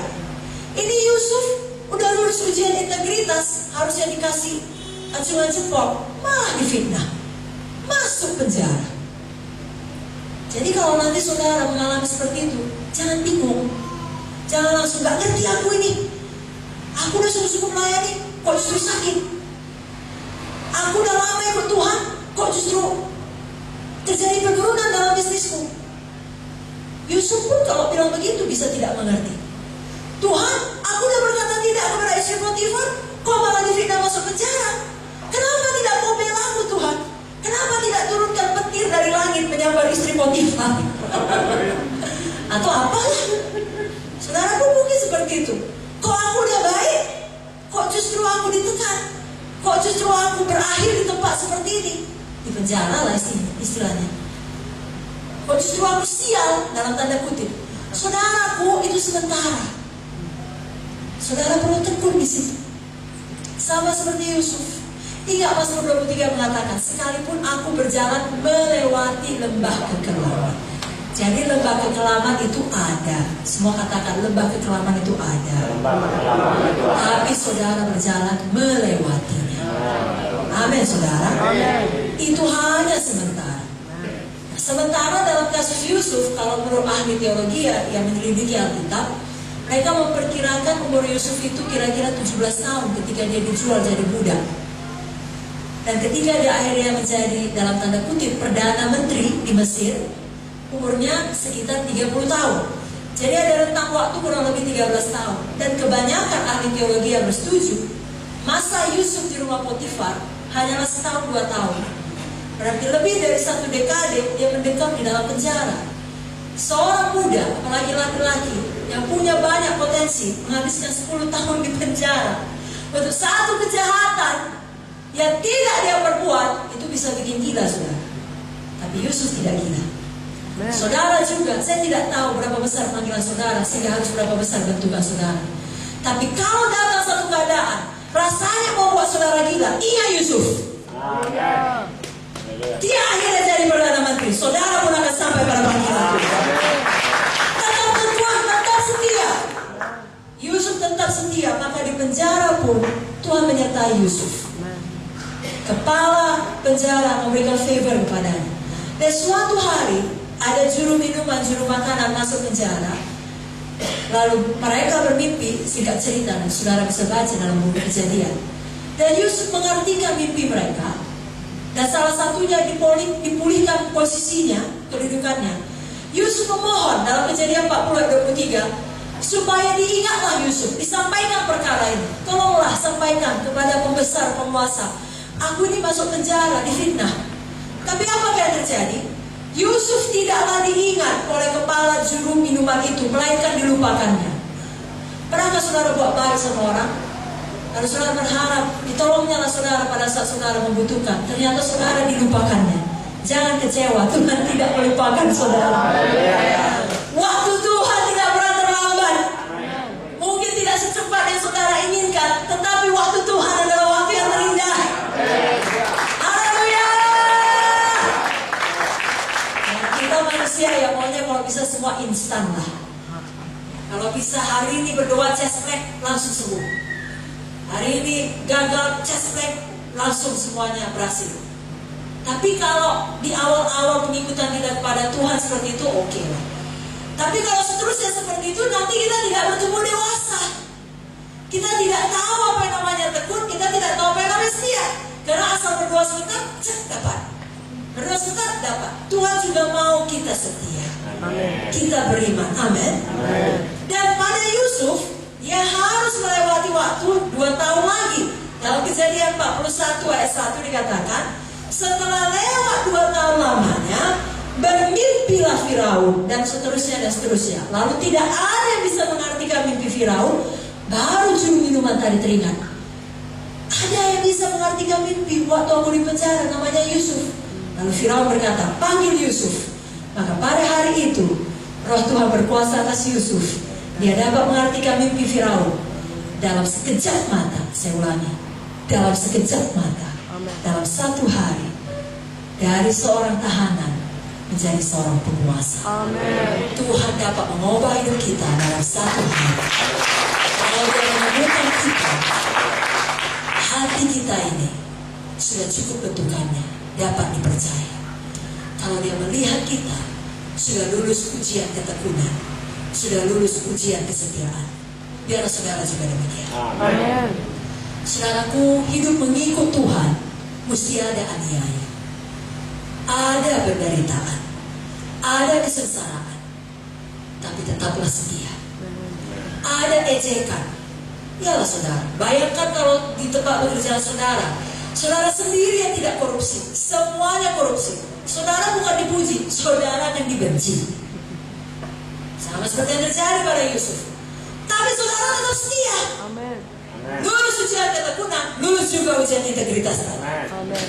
Seperti yang dikatakan buku Roma 5 ayat 2-4. Oleh dia kita juga beroleh jalan masuk oleh iman kepada kasih karunia ini. Di dalam kasih karunia ini kita berdiri dan kita bermegah dalam pengharapan akan menerima kemuliaan Allah. Dan bukan hanya itu saja, kita malah bermegah juga dalam kesengsaraan kita. Amin. Karena kita tahu bahwa kesengsaraan itu menimbulkan ketekunan, dan ketekunan itu menimbulkan tahan uji, dan tahan uji menimbulkan pengharapan. Kalau dalam Yakobus 1 ayat 12 dikatakan lagi lebih jelas, berbahagialah orang yang bertahan, katakan bertahan. Bertahan dalam percobaan, sebab apabila ia sudah tahan uji, ia akan menerima mahkota kehidupan yang dijanjikan Allah kepada barang siapa yang mengasihi dia. Mari semua kita bertahan, mari kita semua tahan uji. Amen. Mari kita semua setia, mari kita semua tekun. Never give up. Amen. Jangan pernah menyerah. Amen. Apapun yang saudara hadapi di depan sana, untuk membuka seluruh 13 distrik di diri, untuk masuk ke Darwin, untuk memberkati bangsa-bangsa, apapun kesesaran yang saudara hadapi, jangan menyerah. Selama ini saudara sudah membuktikannya, maju terus saudara. Saudara orang-orang yang luar biasa. Ada panggilan Tuhan atas saudara. Dan Alkitab sudah menjanjikan bagi kita, kalau kita berjalan melewati sungai, kita tidak akan dihanyutkan. Kalau kita berjalan melewati api, kita tidak akan dihanguskan. Bagian kita tetap setia, tetap berjalan melewatinya. Amin. Berapa banyak sini orang-orang setia? Coba angkat tangannya. Mari katakan, saya orang yang setia. Amin. Berikan lagi tepuk tangan bagi Tuhan Yesus. Yang terakhir saudaraku, siapa suka cita ini terakhir? Saya pun suka cita, mari kita makan siang. Kita suka cita karena kita sudah diberkati dan mau mempraktekkan firman. Amen. Yang keempat, Yusuf itu lulus ujian kesuksesan. Jadi setelah dia diangkat jadi Perdana Menteri, dia tidak besar kepala. Betul-betul dia berhasil menuntaskan atau menunaikan tugasnya. Dalam 7 tahun kelimpahan, dia jadi pemimpin yang baik, dia kumpul semuanya. Dalam 7 tahun kelaparan, dia memberi makan seluruh dunia pada masa itu. Termasuk dia yang menyelamatkan saudara-saudaranya, keluarganya, dan seluruh umat Israel. Sebabnya Yusuf atau Joseph bahasa Inggris adalah lambang dari Tuhan Yesus, lambang juru selamat. Karena dipakai Tuhan untuk menyelamatkan dunia pada masa itu. Jadi kalau kita diangkat Tuhan pada satu posisi yang tinggi, baik di dalam pelayanan gereja, juga di dunia sekuler di luar sana, jangan sombong, jangan lupa diri, tanya Tuhan, apa maksud Tuhan memberikan posisi atau kedudukan itu? Amen. Luluslah ujian kesuksesan. Amen. Jangan jadi lupa diri dan justru tidak lagi beribadah, sibuk mencari uang dan lain sebagainya. Tidak. Justru semakin diberkati, semakin memberkati. Artinya, tidak ada menjadi sombong. Kita jalankan kepemimpinan dengan baik. Amen. Tidak menjadi egois atau mementingkan diri sendiri. Yusuf tetap menjadi orang yang sama ketika dia di penjara ataupun ketika dia sudah ada di atas tahta. Demikian juga lah saudara.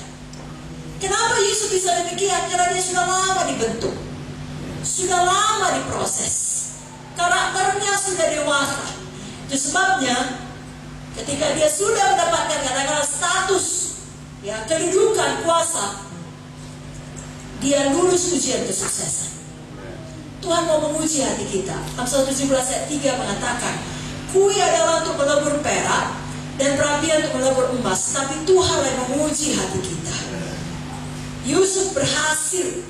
Yusuf adalah contoh kepemimpinan yang baik. Jangan seperti Saul. Saul dia mulai dengan baik, tapi mengakhiri dengan tidak baik. Buku Pengkhotbah mengatakan akhir dari segala sesuatu lebih baik dari awalnya.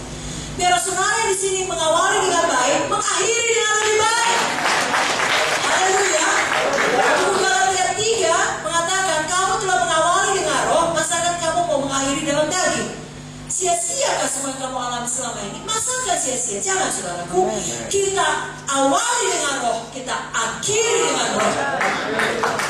Amin. Kenapa juga saya katakan Yusuf lulus ujian kesuksesan? Karena lihatlah setelah dia diangkat tinggi, saudara perhatikan tidak ada sedikit pun dendam dalam hatinya. Tidak ada dia setelah keluar dari penjara, sekarang giliran mana itu istri Potifar, panggil kemari supaya dia tahu bagaimana rasanya masuk penjara. Tidak ada. Dia tidak ada balas Potifar. Amen. Ataupun istrinya. Tidak ada. Dan ada satu lagi yang lebih luar biasa. Ketika saudara-saudaranya datang, dia punya seluruh hak, dia mampu, dan dia berhak melakukan apa yang dia maulah. Saudaraku, kalau suatu saat Tuhan mengangkat saudara tinggi, lalu ada orang yang jahat pada saudara, di dalam kuasa saudara, jangan balas. Justru berkati. Seperti yang dilakukan Yusuf. Bahkan pada waktu dia menyatakan dirinya, akulah saudaramu, dia usir semua orang Mesir keluar. Saudara baca itu, saudara buku Kejadian tentang Yusuf. Kejadian 49, Kejadian 50. Saya merasa, saya berpikir, kenapa dia suruh orang Mesir keluar? Supaya orang Mesir tidak pernah tahu cerita sebenarnya. Bagaimana jahatnya saudaranya ini. Supaya orang Mesir tetap bisa menghormati saudaranya. Seperti mereka menghormati Yusuf. Karena mereka kan sangat hormat pada Yusuf, Yusuf menyelamatkan mereka. Bayangkan kalau mereka tahu ini orang jahat pada Yusuf. Nah ini katanya harus segera selesai saudara. Sudah bunyi alarm. Bayangkan kalau orang Mesir tahu bahwasanya saudara Yusuf jahat, mereka gak akan mau menerima. Sebabnya Yusuf bilang semua keluar. Lalu dia menangis, dia berkata, akulah Yusuf saudara. Lalu dia panggil bapaknya, dia panggil saudara-saudaranya, semua tinggal di Mesir. Bisa hidup bersama-sama, orang Mesir menghormati mereka. Itulah hati yang sudah banyak dibentuk. Hati yang mengasihi. Dan kalau boleh saya tambahkan, Bapak rohani saudara, Bapak Munti juga sangatlah demikian. Banyak sekali pengkhianatan dia alami. Apalagi pada waktu dia pertama kali membangun GKI, lalu kemudian GKI ini besar, dia bisa membalas. Dia tidak pernah membalas, dia memberkati.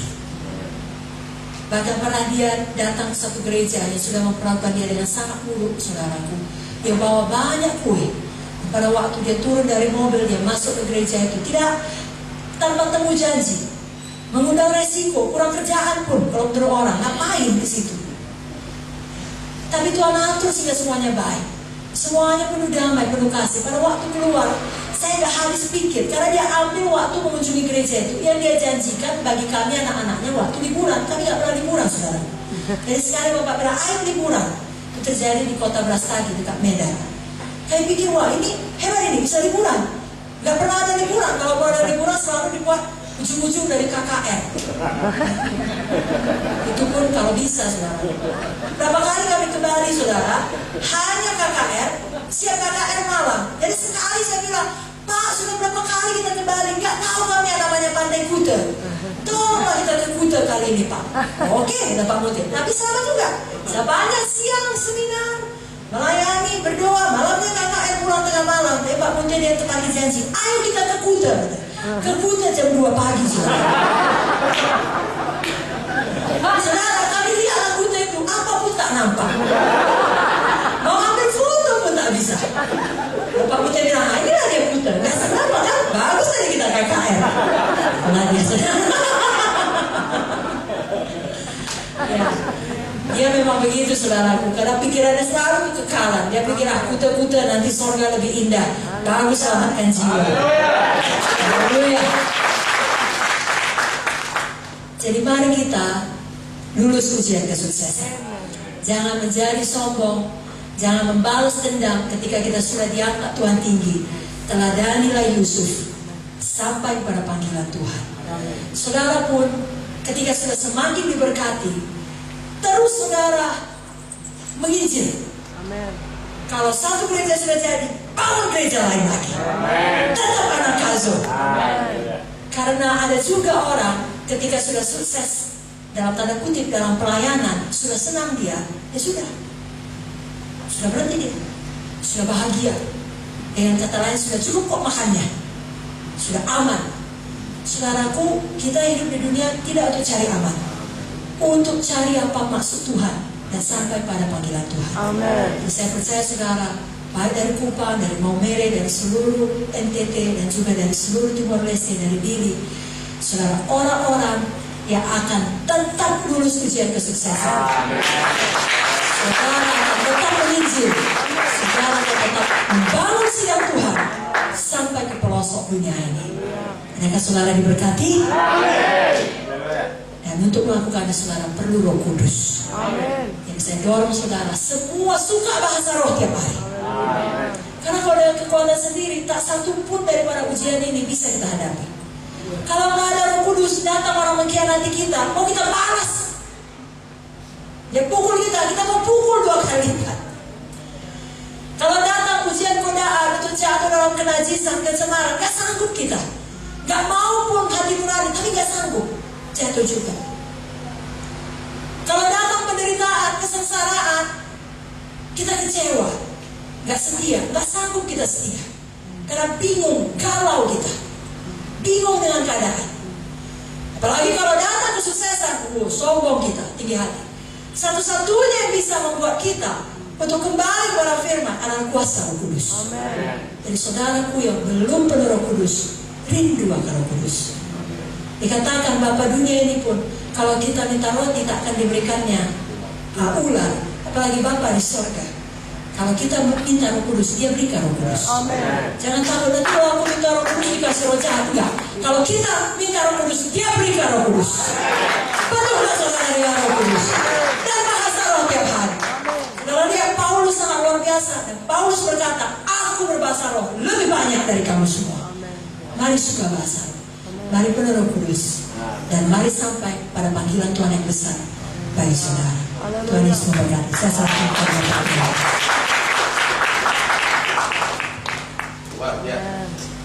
Tunggu dulu. Kita bilang terima kasih Kakak Joyce.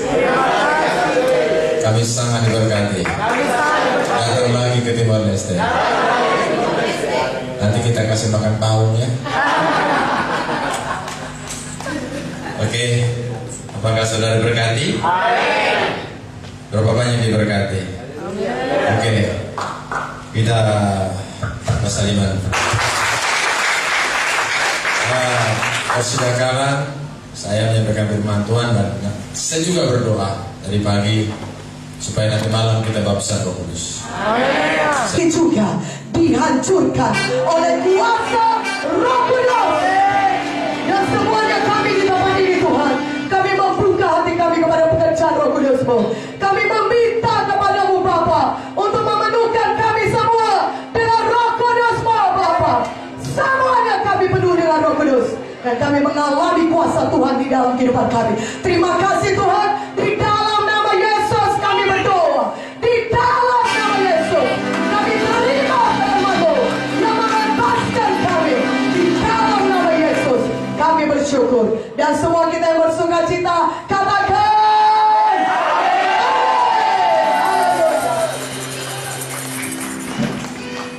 Direktur Film Valley, silakan duduk. Baik, sebelum saya menyampaikan firman Tuhan, saya juga mengundang, ya, kadang dia saya panggil kakak, kadang dia saya panggil adik. Ada pesan yang mau disampaikan, Anda siap-siap dengarnya. Kalau sesuatu ada yang jadi berkat, Anda cepat nanti datang. Pastora Joyce, silakan. Ya, sampaikan apa yang saya sampaikan, saya tunggu. Oke, sebelum saya sampaikan firman Tuhan, baik. Haleluya. Saya bahasa Indonesia saja ya, Bapak Ibu Saudara. Saya berharap Bapak Ibu Saudara bisa diberkati semuanya. Pada malam ini pasti mujizat Tuhan terjadi. Karena Tuhan Yesus sangat mengasihi kita semua. Bapa di sorga sangat mengasihi Bapak Ibu Saudara semua. Dia kenal Bapak Ibu Saudara masing-masing, pribadi lepas pribadi. Dan firman-Nya berkata di dalam buku Yohanes 3 ayat 16, karena begitu besar kasih Allah akan dunia ini, sehingga Dia mengaruniakan anaknya yang tunggal, supaya barang siapa yang percaya kepadanya tidak binasa, melainkan beroleh hidup yang kekal. Kalau anaknya yang tunggal Tuhan Yesus pun diberikannya kepada kita, maka pastilah yang lain juga tidak akan ditahankannya. Pastilah Bapa mau menyembuhkan saudara, mau membebaskan saudara, mau memberkati saudara. Tapi itu semua dimulai dari hati kita yang percaya kepadanya. Kemarin malam Ibu Pendeta Victoria sudah menyampaikan firman, Bapak Pendeta Agus Leo sudah berdoa, dan banyak mujizat Tuhan terjadi. Malam ini akan lebih banyak lagi mujizat Tuhan terjadi. Amen. Ketika Bapak saya, Bapak Munte, masih hidup di dunia ini, dia pernah menceritakan satu kisah yang mau saya bagikan pada malam ini, yakni mengenai seorang pemuda. Beberapa puluh tahun yang lalu, pemuda ini berasal dari Inggris. Dia mau mengadu nasib yang lebih baik di Amerika. Jadi dia ambil semua uang tabungannya dan dia beli tiket. Pada waktu itu hanya ada kapal laut. Dia beli tiket perjalanan dari Inggris ke Amerika. Dan uangnya itu pas sekali cukup hanya untuk membeli tiket. Naiklah dia ke kapal itu. Dan perjalanan itu memakan waktu berminggu-minggu lamanya. Tiap hari dibunyikan lonceng, teng teng teng teng teng teng teng, untuk memanggil semua orang di dalam kapal berkumpul di ruang makan untuk makan. Tapi pemuda ini tidak mau masuk ke ruang makan, karena di dalam pikirannya uangku sudah habis. Kalau nanti aku makan, aku tidak punya uang untuk membayar. Sudahlah, aku puasa saja, kutahankan kelaparan ini. Dia pun menderita tiap hari. Setelah 3 hari lamanya sudah tak tahan lagi dia. Sudah sangat sakit perutnya, sudah mau pingsan rasanya. Akhirnya dia pikir, aku akan masuk ke ruang makan. Lalu nanti diam-diam, aku hanya ambil sedikit saja roti kering, supaya bertahan hidup. Dan aku hanya minum air putih saja. Mudah-mudahan tidak ketahuan. Kalaupun nanti ketahuan, ya hukumannya tidak akan begitu berat. Bisa jadi aku disuruh bekerja, tak apalah. Jadi tiap hari kalau lonceng dibunyikan, dia pun datang, hanya ambil sedikit roti.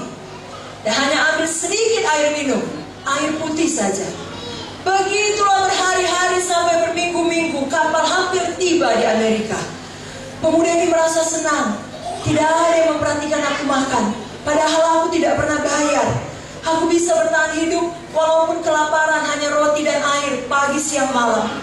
Tapi suatu ketika kapal hampir tiba di Amerika, seorang awak kabin mendatangi dia dan berkata, "Saudara, saya perhatikan kamu, kalau makan hanya makan roti dan hanya minum air putih." Pemuda ini takut, dia pikir ketahuan aku selama ini mencuri makanan dan tidak bayar. Sudahlah, aku mengaku saja. Dengan rendah hati dia mengaku, "Pak, maafkan saya. Saya tidak punya uang untuk membayar roti selama ini. Saya tidak punya uang untuk membayar air putih yang saya minum. Tapi cuma itu yang saya makan dan minum. Saya tidak bohong. Saya betul-betul tidak punya uang. Saya lakukan itu demi bertahan hidup. Tidak ada maksud saya mencuri. Hukumlah saya, suruhlah saya bekerja. Saya bayar dengan tenaga saya." Awak kabin ini heran dan berkata, "Loh, kenapa harus menghukum Bapak? Justru saya heran. Kenapa Bapak hanya mau makan roti dan air putih, sedangkan begitu banyak makanan lain tersedia? Apa Bapak tidak sakit perut? Apa Bapak tidak bosan?" Pemuda ini lebih heran lagi. "Memang saya boleh makan semuanya, tapi saya tidak punya uang." Awak kabin ini menjelaskan dengan penuh kasih. "Saudara yang terkasih," dia katakan pada pemuda ini, "ketika engkau membeli tiket perjalanan, di dalamnya sudah termasuk semua pelayanan kami, termasuk semua makanan. Boleh makan apa saja, boleh minum apa saja, tidak perlu bayar lagi." Aduh, dia pikir, sisa perjalanan tinggal sedikit lagi. Kalau saja aku tahu, dia pikir, kalau saja aku mengerti, aku tidak perlu menderita kelaparan, aku tidak perlu ketakutan mencuri-curi supaya tidak ketahuan. Aku bisa hidup senang, aku bisa makan enak, aku bisa tidur enak, tidak keroncongan. Tetapi dia tidak tahu, sayangnya ada banyak anak Tuhan tidak tahu akan berkat-berkat yang telah disediakan Tuhan.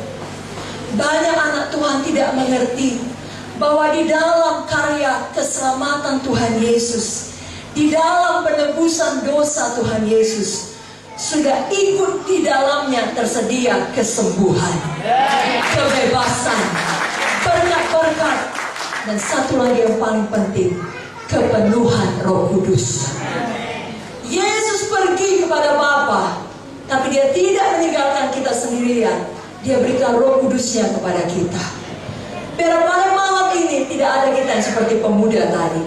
Semuanya kita betul-betul menerima sepenuh-penuhnya berkat Tuhan, termasuk menerima jamaah Roh Kudus.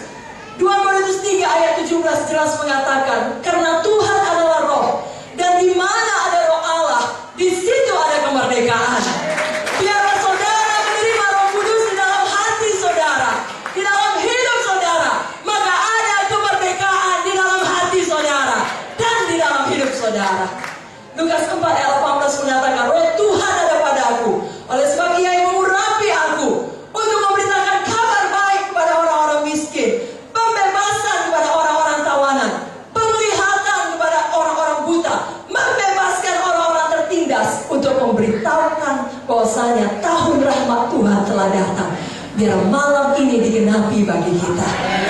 Ada kabar baik bagi kita, ada pembebasan bagi kita. Saudaraku, bukalah hati kita untuk kepenuhan Roh Kudus. 1 Yohanes 4 ayat 4 mengatakan, "Di mana ada Roh Tuhan, Roh Tuhan itu jauh lebih besar dari semua roh yang ada di dalam dunia ini." Roh Kudus di dalam kita jauh lebih besar dari semua roh-roh jahat di dalam dunia ini. Saudara tidak perlu lagi takut akan roh jahat manapun yang mengganggu saudara. Saudara tidak perlu lagi yang dinamakan dengan kerasukan, kemasukan, atau apa saja. Roh Kudus akan membereskan itu semua. Dia jauh lebih besar dari semua roh jahat di dalam dunia ini. Itu sebabnya terimalah Roh Kudus pada malam ini. Pada waktu saudara menerima Tuhan Yesus, saudara terima juga baptisan Roh Kudus. Katakan amin. Dan satu lagi berkat luar biasa kalau saudara menerima Roh Kudus. Roma 8 ayat 11 mengatakan, Roh Kudus yang sama yang membangkitkan Kristus dari kematian adalah Roh Kudus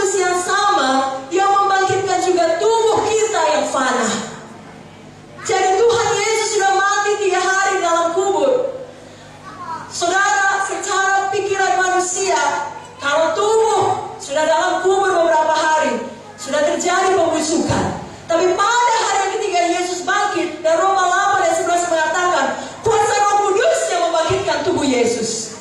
Dan hari ini kuasa Roh Kudus yang sama tersedia bagi saudara, membangkitkan tubuh saudara yang fana. Adakah saudara sakit pada malam ini? Terima Roh Kudus, dia bangkitkan tubuh saudara.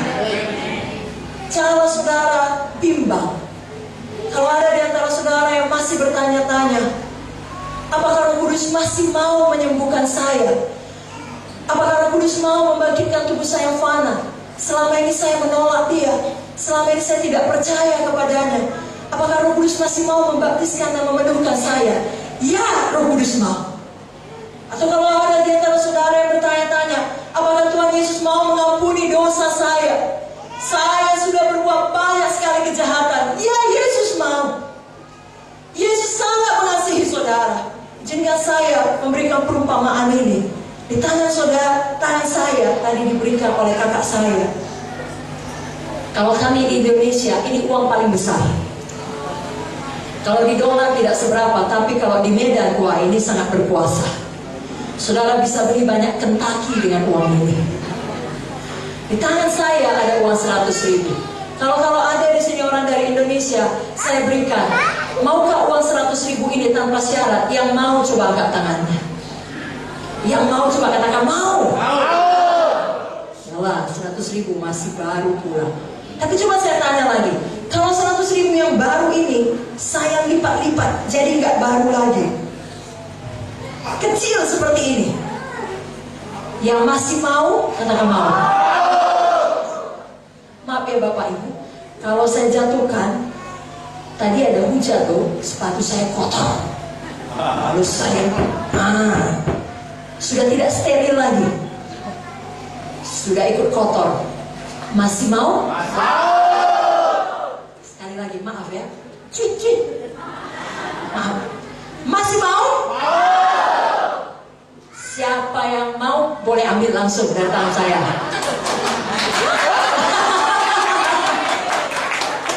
Dia bertindak dengan iman, dia berhasil mendapatkannya. Berikan tepuk tangan lebih dahulu. Ayo, siapa temannya? Nanti malam bisa ditraktir. Kenapa dia masih mau? Bahkan lari dari sana, lalu lari jauh supaya nggak diminta kembali. Kenapa dia mau? Padahal sudah saya lipat-lipat, sudah saya buang, sudah saya pijak, sudah kotor, sudah kena cairan ludah saya, sudah bau. Kenapa dia masih mau? Karena harganya masih sama, karena masih berharga. Demikianlah saudara. Saya tidak tahu saudara datang dari latar belakang apa, tapi Yesus tahu. Dan tidak peduli betapa besarnya dosa saudara, masa lalu saudara, penyakit saudara, saudara tetap berharga di mata Tuhan. Saudara sangat berharga. Dia mau. Malam ini jangan bimbang. Yesus mau menjamah saudara. Roh Kudus mau memenuhkan saudara. Yesus mau dan sangat mau mengampuni semua dosa saudara. Bahkan sangat mau menyembuhkan saudara. Untuk itulah dia datang. Untuk itulah Yesus datang saudaraku. Untuk itulah dia menderita supaya saudara tidak perlu menderita lagi. Untuk itulah di kayu salib dia berpisah dengan Bapa dan berseru, Eli, Eli, lama sabatani. Bapa, Bapa, mengapa kau meninggalkan aku? Supaya saya dan saudara oleh dosa-dosa kita tidak perlu berpisah dengan Bapa, karena darah Yesus telah dicurahkan untuk mengampuni semua dosa-dosa kita. Yesus mau menyembuhkan saudara. Untuk itu dia telah menanggungnya. Punggungnya berbilur-bilur. 1 Petrus 2:24 berkata, oleh bilur-bilur Yesus kamu telah sembuh. Pada malam ini terimalah seluruh paket, seluruh tiket perjalanan yang telah dibayar lunas oleh Yesus. Jangan menderita seperti pemuda tadi, Terima kebebasan, kemerdekaan. Terima kesembuhan. Terima berkat. Terima juga Roh Kudus. Biarlah di mana ada Roh Tuhan, di situ ada kemerdekaan. Dalam hidup saudara ada kemerdekaan. Saudara diberkati. Mari kita dengarkan firman Tuhan dari Bapak Saudara sekalian semua.